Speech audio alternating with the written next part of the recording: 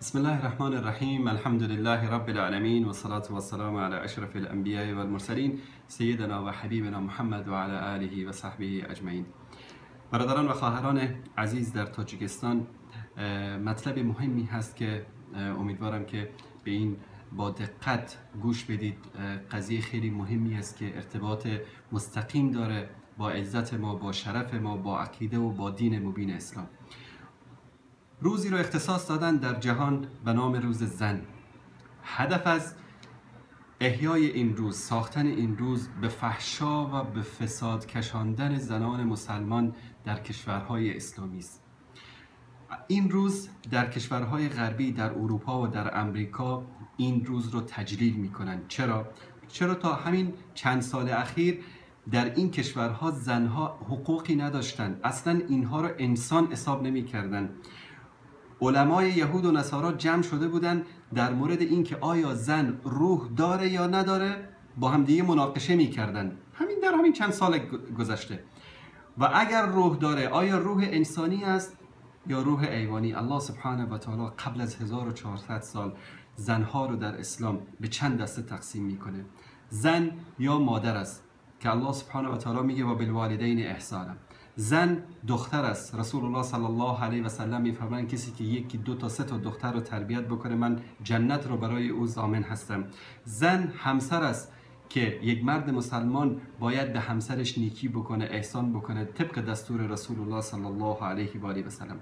الله سبحانه و تعالی در قرآن کریم همه حقوق رو برای زنهای مسلمان ذکر کرده. مانند بزرگترین حقوق همین است که الله سبحانه و تعالی میگه که زن رو از جنس خود مرد، یعنی از همون خاکی که مرد از اون به وجود آمد، از همون جنس، از نفس خود، میگن که از دنده ها یا از قبرقه های طرف چپ آدم علیه السلام زن را الله سبحانه و تعالی خلق کرد تا برای ما بگوید که زن هم مانند ماست. هیچ فرق و برتری مردها بر زنها ندارن الا به تقوا، در عبادت ها، در همه امور.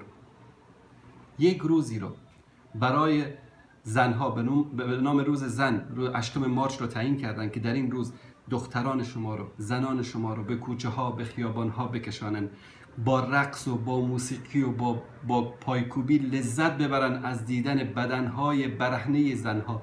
اینها گرگهای وحشی هستند. این حاکمانی که روز 8 مارچ رو تجلیل میکنن و زنها رو میکشانن به کوچه و خیابانها، اینها گرگهایی هستند که میخوان از دیدن بدنهای عریان زنان شما، خواهران شما، مادران شما و دختران شما لذت ببرن.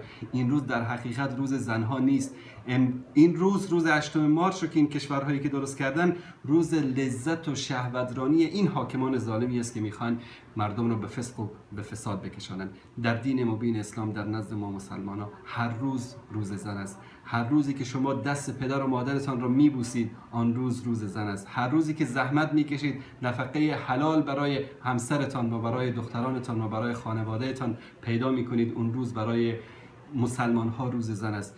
انسان در هر لحظه، در هر روز، در هر ماه، در هر سال تا که زنده است باید اون قدر و منزلتی رو که همه این طبقات زنها، چه مادر، چه همسر، چه خواهر و چه دختر باشه، باید مراعات بکنه.